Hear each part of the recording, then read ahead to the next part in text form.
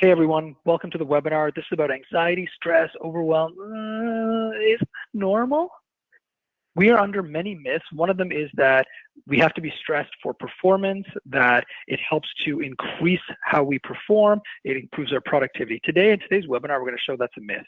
And really, we're going to drill into a few things. One, what is anxiety or stress? How do you recognize it? What does it look like so you know and can become aware? Two, when that happens to you, what's actually happening in your body? What is it that's going on with your body, and how does that actually keep you from being and achieving your peak performance and optimal health?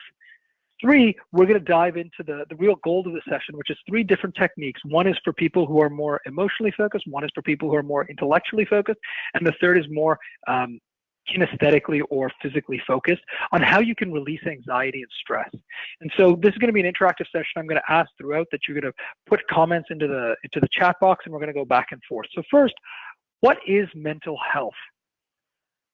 Mental health is defined as our emotional, psychological, and social well-being.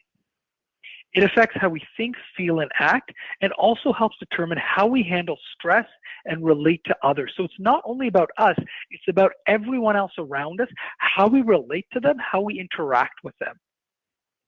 And so anxiety is one area of mental health. Now, as we go on this webinar, why the heck should you listen to me? What do I know about this? So one, I work at Salesforce, a company called Salesforce. I'm a solution engineer. I've been there about 10 years, which means I understand what it's like to have a corporate role that is pretty demanding, very fast-paced, lots of change, having to deal in that environment. And then also, I have 3 boys and a lovely wife. So I have that full family life of chauffeuring them around to activities and hockey and karate and scouts and so on and so forth, and trying to meld that all together. So I understand what it's like to balance the different parts of our lives. 2, I'm a trained coach. And what that means is I've helped hundreds of people understand different perspectives they can adopt based on the situation they're facing. And that shift in perspective completely changes the response that you have to a situation. It helps some of those feelings dissipate and move away. Third, I'm certified in energy medicine. And energy medicine is a way that if you look at how we see the world, we do it through the lens of belief. And these filters, these beliefs of what I believe to be true is how we interpret the world. So if I believe it's I'm looking at my window here. If I believe it's a safe world where everybody's looking to be friendly and help you out, I'm going to give people the benefit of the doubt. I'm going to be able to leave my door unlocked. I'm going to take nice strolls. I'm going to be happy. If I believe crime rate's increasing, that there's a lot of robberies are increasing, that more or less like it's a tough, dog-eat competitive world. When I go outside, I'm going to be stressed, I'm going to be nervous, I'm going to be worried about my safety. Those beliefs really determine how we see the world. And what actually happens is 5% of them are here at the conscious level, 95% of them are subconscious. And energy medicine is an access methodology or tool or set of tools that helps you get to that unconscious, those 95%, and reprogram yourself so that you can serve in the best way possible and really achieve optimum performance. Now, all of that is fantastic, but most of all, if you read my blog post, I've suffered from depression, from anger management, which has taken a toll on my family and those closest to me, and exhaustion. And so I speak from experience,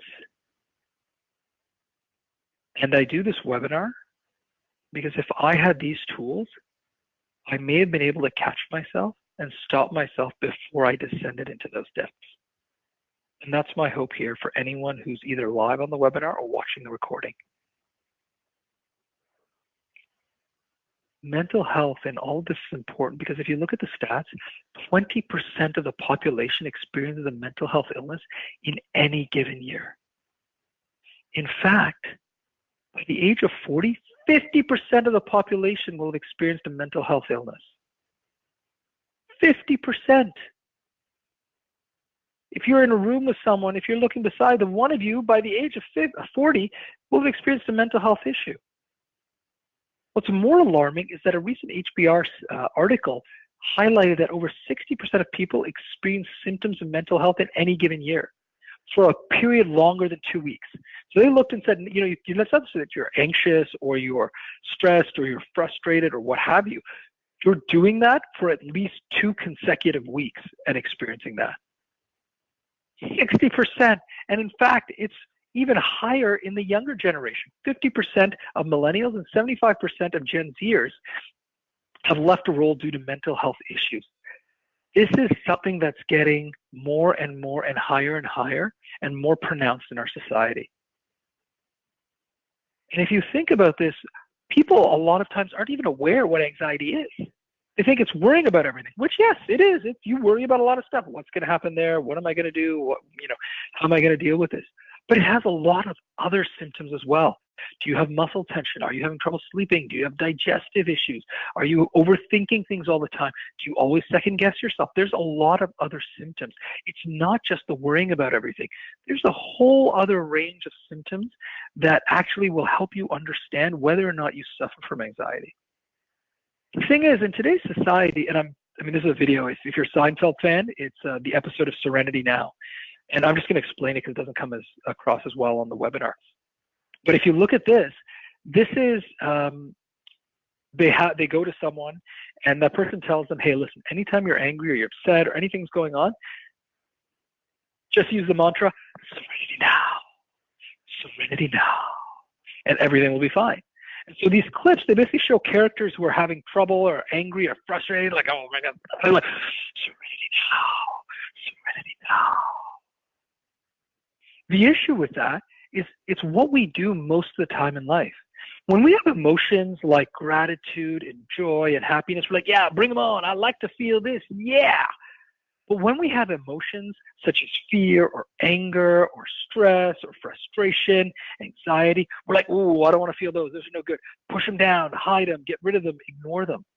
And this serenity now, where we talk over them, I'm not really stressed. It's okay. I don't need to worry. No, it's going to be fine. Everything's good. I got this under control.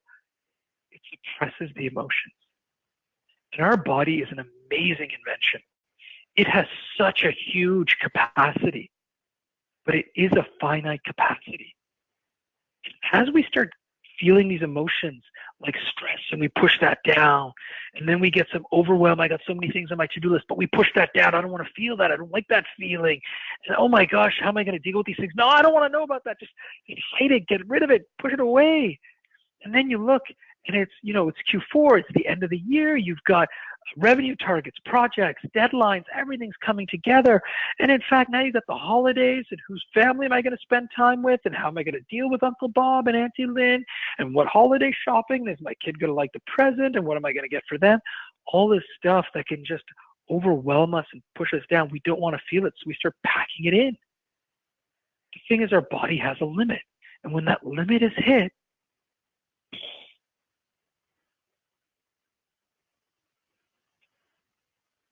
we get an explosion. And that's what happened to me. For some people, it might be physical. For me, it was emotional. That's when I went into my depression. That's when my anger management started coming up. That's when I went into exhaustion.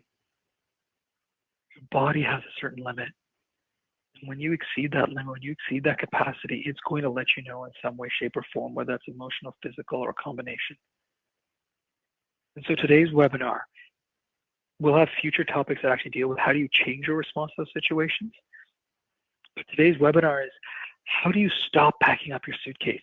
When you feel these things like stress, how do you take it and just let it dissipate? When you feel the overwhelm, let it go. So that you don't end up getting to this spot. Because physiologically in your body, what happens is that cortisol is released. Cortisol is the stress hormone. And when cortisol is released, it does a number of things in your system. One, it increases your blood sugar so you have more energy. Two, it increases your blood pressure. It starts pushing everything out to your extremities, your arms, I don't know if you can see it, but your legs. Why? Because evolutionarily speaking, when I was out in the jungle, we've been hunters and gatherers for most of our evolution. Out in the jungle, I see the bush rustle. The first thing that comes over is, uh-oh, is it a bear? Is it a tiger? Am I in danger? I have to be ready to move. Cortisol kicks in and says, boom, just in case you have to be ready, you're ready. So all that blood pressure and that energy is there for my arms and my legs so that I can fight or I can run and I can survive. It also says you don't need to know about all these different things and see all the solutions and kind of come up with innovative ideas. No, you need to have laser focus within a tunnel because this is the only thing that matters right now. And you need to be hyper vigilant and focused on it, which means you go from the spot of innovation to the spot of just execution, just really quick. This is why when you're stressed, you can't come up with great ideas. And why sometimes people say, oh, at night, I get my best ideas, right? Because that's when you're like, oh, I'm just so tired, I'm going to go to sleep. And so your ideas pop up because you've gotten a little bit more of a window. It also says, hey, if I'm going to be in a fight or running, I need to decrease my sensitivity to pain. Why? Because I can't be worried about pain and things that are coming up, right? I need to just deaden that feeling. And lastly, decreases serotonin. Serotonin is one of the chemicals that helps you sleep. Last thing you want when you're trying to run for your life or fight for your life is to go to sleep or feel sleepy. And so this is what cortisol does. And on top of that, it suppresses your immune system. All the energy, all the blood flow, everything is going to your extremities. Your body is saying, it doesn't matter if you have a cold or a flu or any other kind of, ailment. Because if you don't survive the tiger or bear or lion, you won't be around. It won't matter. And so cortisol is a great hormone because it was designed. We're in the situation, 10, 15 minutes. Oh my God, it's the bear. Let me run. I'm done. I'm finished. I can just let it go. I don't have to be stressed anymore. That danger's gone. I'm good. And so for short periods, it's fantastic. The issue is today we live in this state of constant stress and tension. And so we're always pumping up cortisol. And you can imagine if you're always suppressing your immune system, you're more likely to catch other diseases, germs, colds, viruses. You don't sleep as well. Your digestive system is off because cortisol takes the energy away from there. It puts it out to your extremities, not your digestive system. All of these things happen.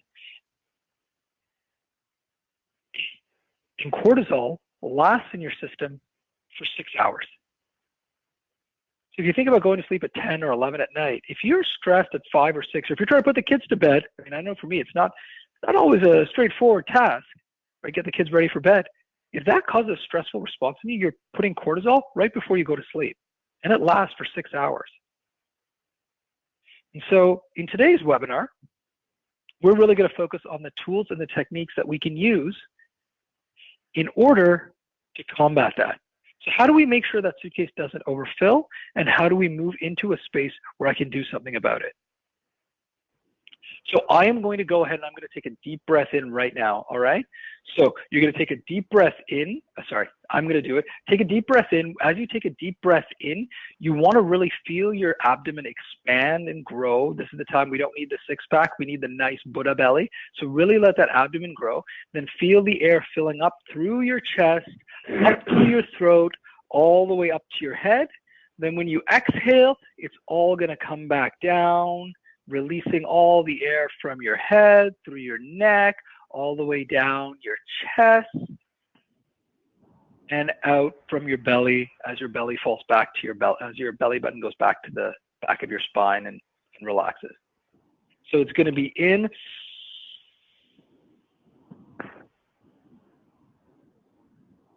And then when you breathe out, you're going to do a ha sound, H-A, ha.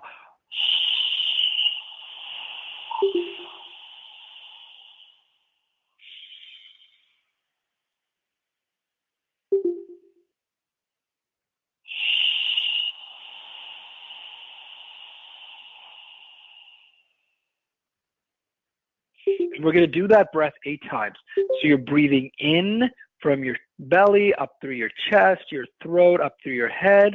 And then when you breathe out, ha, H-A, ha. It sounds kind of like Darth Vader breathing. And we're going to do that 8 times, all right? So if everyone's there, I like to stand when I do this. You're welcome to stand. If you're sitting, just make sure your spine's nice and erect, all right? And we're going to start. As we're breathing, go at your own pace.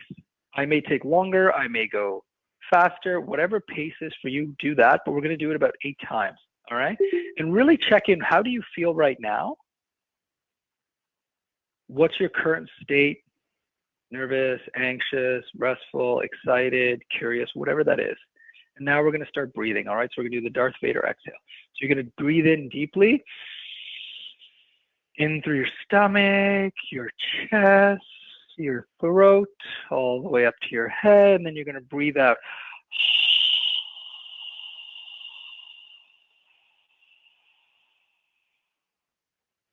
8 times.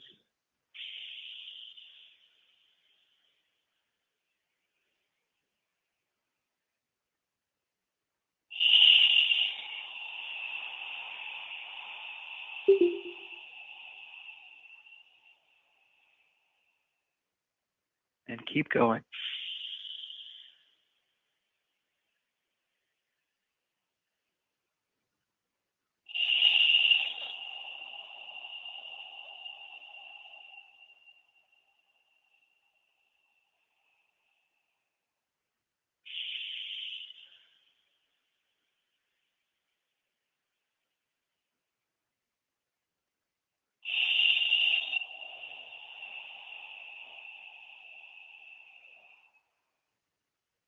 Keep going. That was 4. We're going to do 4 more.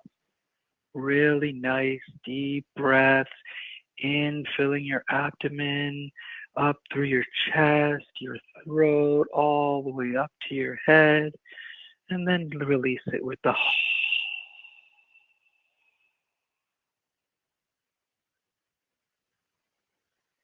deep breath in. 3 more.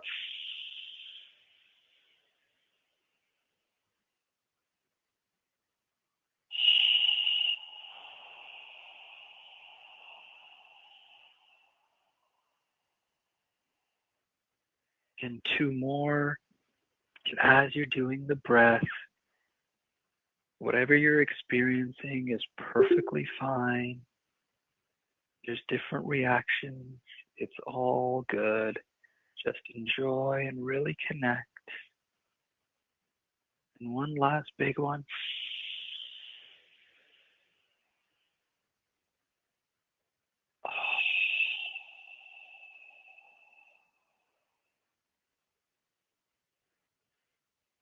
Now, just check in and see how you're feeling right now in this moment. And as you're kind of comfortable with what you're feeling right now, I would love for some of you to put in the chat box, what is it that you're feeling right now?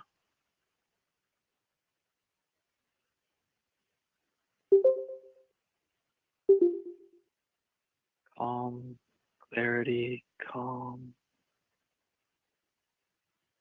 Lightheaded, perfect. Yes, please know that if you are lightheaded, you did it 100% correctly. As a species, the human race has forgotten how to breathe. We take very shallow breaths almost the majority of the time. And we really want to start taking those deep breaths in because it gets more oxygen into our system. If you've ever been to the ER, you'll notice they put the little monitor on you and they check how much oxygen you have because they want to see that. And this deep breathing does a few things. There are, in terms of the nervous system, there is the autonomic nervous system.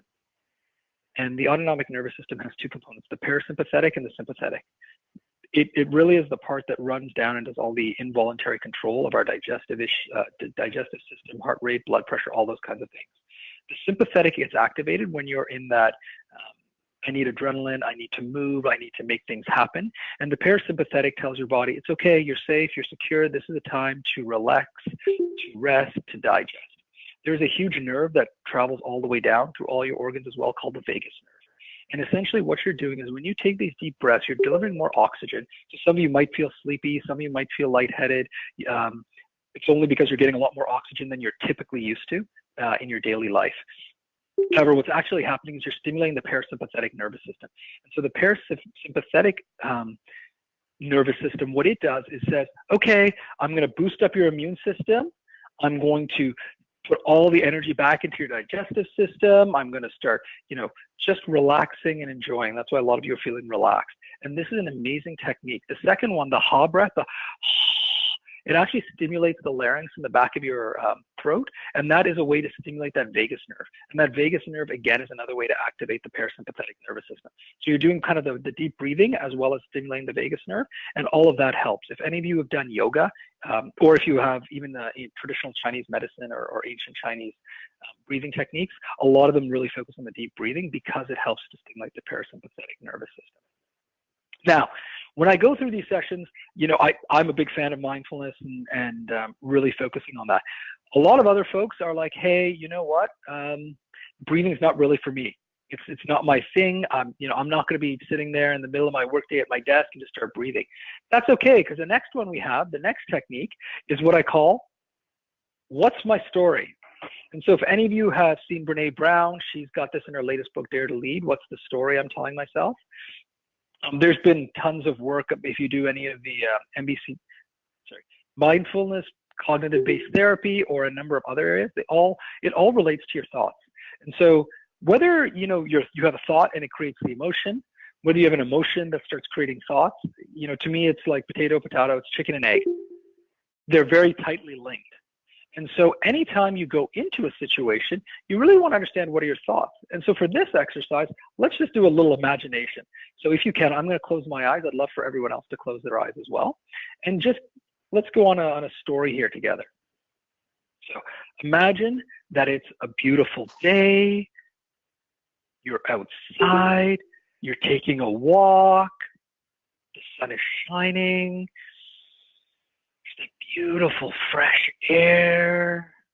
You're feeling relaxed and calm. And you're walking down the side of the street. And you happen to glance over at the other side. And you notice a dear old friend that you haven't seen in a long time. So you are so excited. Oh my gosh, what are the chances? This is amazing that I'd run into this person. And so from across the street, you take up your hand and you start waving. And as you're waving, this person just keeps on walking. And they just walk right on by on that side of the street until they're gone, as you were there waving.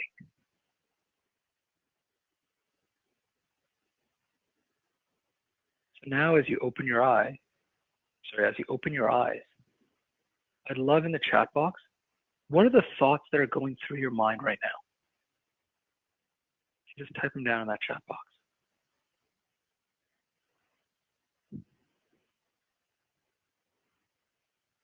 Yeah, I see. That sucks. Sad. Hoping they didn't just see me. I feel rejected, confused, really sad. And if you think about it, this is what our brain has, what they call a negativity bias, which means that before I would have taken it personally, now I just feel bad for them. Okay, awesome. That's great. I should have chased her down. She probably didn't see me. So you'll notice there's some different stories here. Some people like, she didn't see me. Some people like, I just feel sad. I feel rejected. Oh my gosh, what happened? And our brain is wired for negativity bias. Why? Because it's wired for survival. So we would rather have many false positives of you're in danger as opposed to, whoops, I missed the time you were actually in danger. And therefore our thoughts tend to go in a negative spiral typically. And so what this is really about, because if you think about that story, the only thing that's actually true is that they didn't wave back, that they kept walking. No idea. Maybe they saw you. Maybe they didn't. Maybe they were too focused on what they were doing. Maybe you're an old friend. Maybe they saw you. They didn't recognize you. Maybe they thought you were waving to someone else.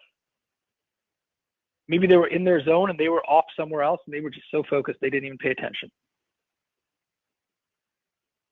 But most of us, because of the way our brain is wired, will end up moving in to a state of, oh my gosh, this is terrible. And so the story I'm telling myself, this technique is whenever you're feeling stressed or you're feeling anxious or you're feeling overwhelmed, take a pause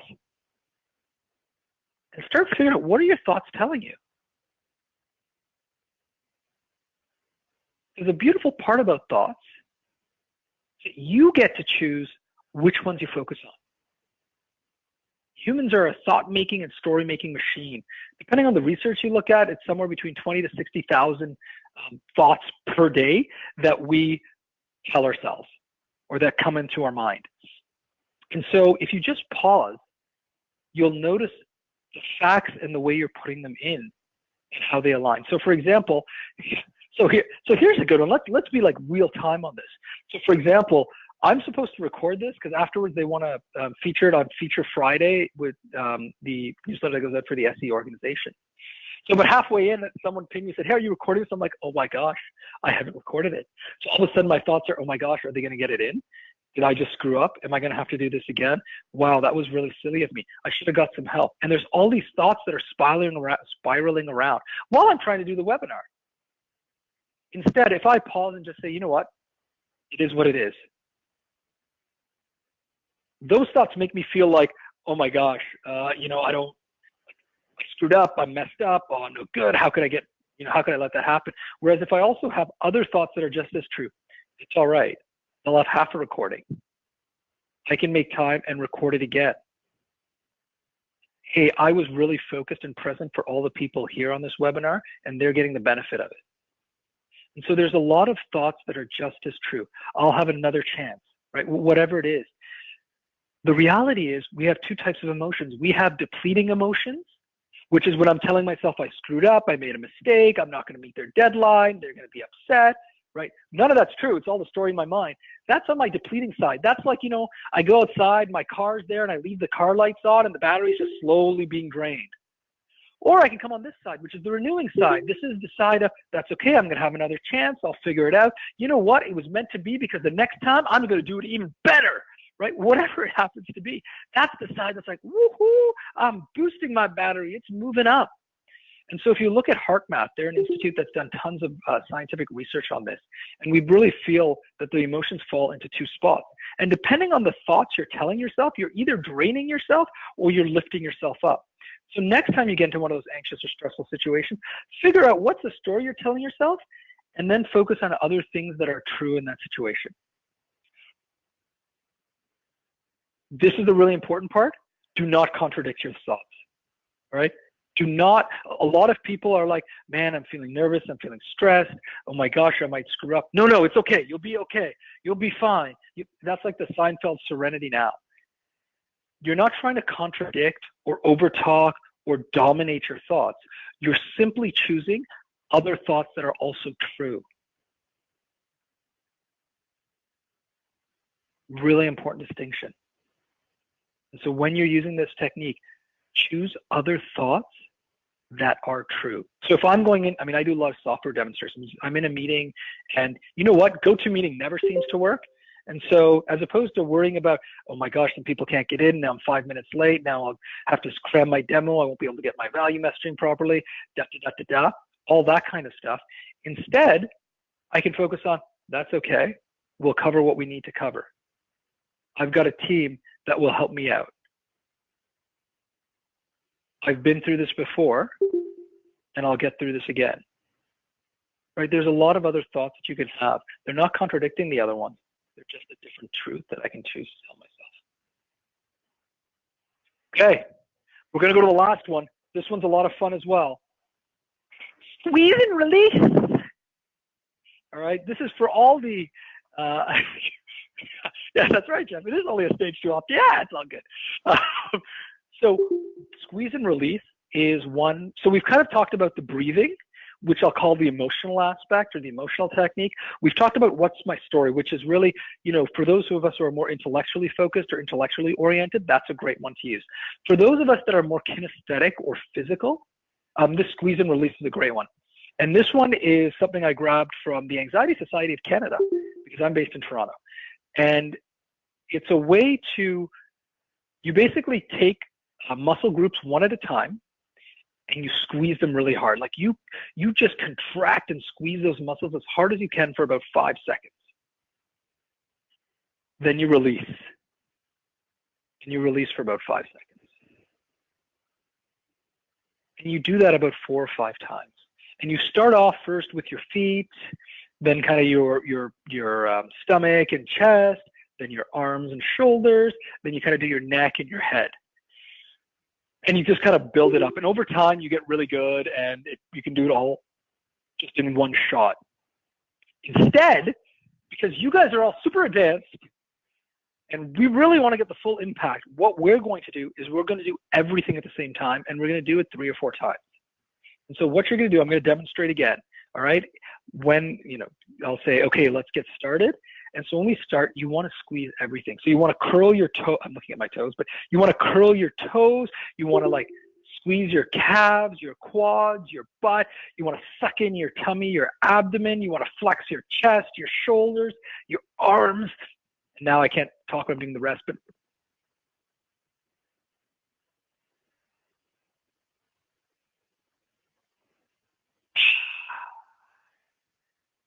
and really one of the most important things to do when we do this is be really focused right now. How do you feel?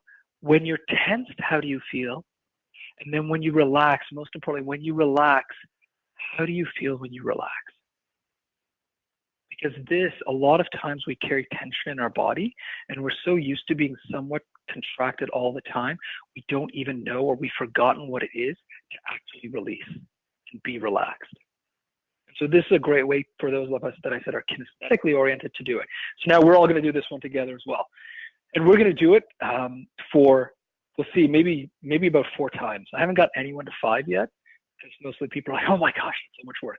So get ready. I would highly suggest you stand for this one if you can, because it's a lot easier to flex and really tighten everything when you're standing. So on the count of 3, we're all going to just get really tense in every muscle in our body, all right? So 1, 2, 3, and go. And make sure your calves, your feet are curled, your chest, your butt, your shoulders, your arms, your face, everything as much as you can. And relax. As you relax, really feel the difference.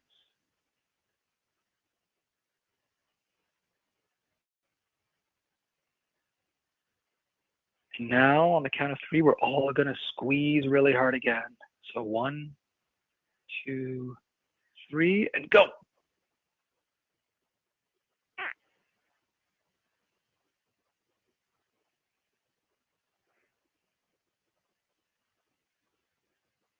And relax.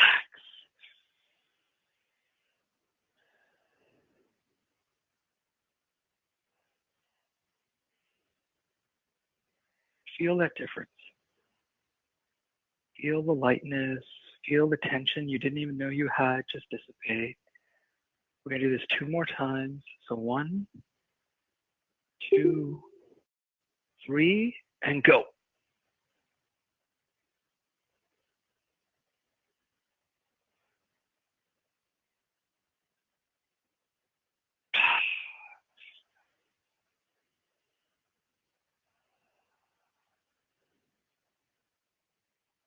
We'll do it one last time. 1, 2, 3. And squeeze your calves, your toes, your fingers, your neck, your face. Squeeze it all. This is the last one. Make it really good. Get all that stress and tension out. Let it just leave as you relax. For me, my arms just want to float now. It's like so light and nice. A couple of you have already put in the chat box what you're experiencing right now. I'd love for anyone else who feels like it, please put in the chat box. Some people like the blood is pulsating. I feel it way more in my whole body when I relax. Some folks are like, I can feel the exhaustion just leaving, super relaxed. Someone pulled, Jeff, you pulled a pec muscle. That's great, man. It's like, not only can you relax, you can also start to get, get your like beach body on. So lightheaded, super relaxed, light and relaxed. These are all the techniques. There's a ton more. I really wanted to focus on 3 different ones for this webinar, for 3 different types of people, depending on how you're feeling at that time. Whether you want to do the Darth Vader exhale, so the breathe in, whether it's what's the story I'm telling myself, what's the thoughts. I'm feeling more intellectual today. or the squeeze and release, which is, that's right, the more kinesthetic. And if you look at any of these, what all of these are doing is that if you think about anxiety and stress and overwhelm, it either lives in the past, which is, I should have done this, I should have said that, how could I let that happen? I'm so silly. So let's look at my example of the recording. I'm so silly. How could I not remember? How could I not have made a reminder for myself? I mean, Vicky pinged me literally like 2 minutes before the webinar. Oh my gosh. Or I'm worried about the future. Oh my gosh, what's going to happen if, how am I going to deal with that? What happens? What should I do? How will I get this recording? How will I get this link? How will I talk to her? It either lives in the past or the future. When you actually come back to the present, you only have peace, calm, and focus. And all of these techniques are doing the exact same thing. They're all bringing you back into the present moment. And in the present moment, all that anxiety and that stress, it just dissipates. And if you think of mindfulness, really what mindfulness is moving from over here, where your mind is full, to where it's focused, calm, and relaxed. Because in the present moment, everything is perfect. And I hesitated the first time I told the story, but I'm going to tell it because I got really good feedback from the last session. And you can take this to the extreme. And someone, when I was listening to a talk, someone gave this example and they said, it doesn't matter. There is no such thing, like I said, as a stressful situation, only a stressful response. And to really put a point on this, if you went, or if I'm working from home right now, if I went to my door, someone rang my doorbell, I opened my door, and someone had a gun pointing at my head, there is absolutely nothing to be worried about. Because in this moment, I am completely safe. Yes, he has a gun to my head. I'm still alive. I'm still breathing. I'm still happy and healthy. Our tendency is to go somewhere else, to the past. How could I let him in? Why didn't I look? I should have got a better alarm system. I should have, moved into a better neighborhood. Or it's the future. Oh my gosh, how am I going to get out of this? What if he pulls a trigger? I wonder if he's got some friends out back. Oh man, are my kids at home? Is my wife going to be at home? There's a lot of things, but in that moment, everything is perfect. And in fact, even if that person did pull the trigger, that's okay, because then I'm gone. And I'm still okay, right? I've moved on to the next space. And it really, I think, helps put a point on when you're present, everything is fine. You can't have anxiety or stress.